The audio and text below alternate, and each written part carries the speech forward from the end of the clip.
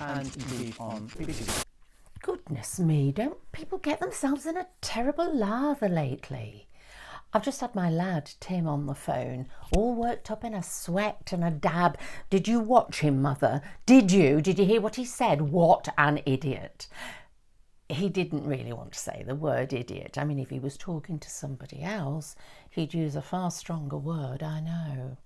But he's been brought up well enough not to use profanity in front of his old mum. Well, I say old. I mean, he's just turned 30, and of course to him I'm like Methuselah's grandmother. Yes, darling, I did watch the Prime Minister. He hates me using that expression. Don't dignify him with that title, Mother. He's not worthy. And then he went off into one of his rants. I propped up the phone on the settee, and then I wandered off in the kitchen to make myself a brew. And I put it on loudspeaker just in case he paused for breath and I had to rush back and say things like,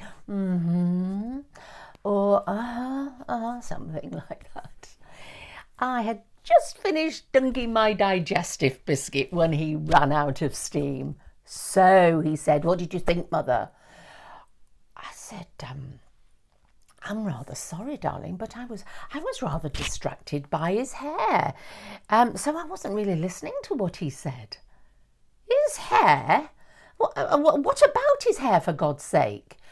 I said, well, it was a lot tidier than normal, and it was terribly sort of higgledy-piggledy lengthwise. I mean, I was wondering if he'd done it on purpose so that people didn't accuse him of going out to the hairdressers. Higgledy-piggledy hair? Is that all you took from his speech, Mother? I mean, the whole world's been brought to its knees by a killer virus, and that's been allowed to run riot because of incompetent, narcissistic nincompoops, and all you can come up with is his higgledy-piggledy hair.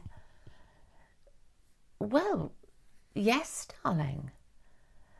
And the fact that the man's a complete cunt, of course.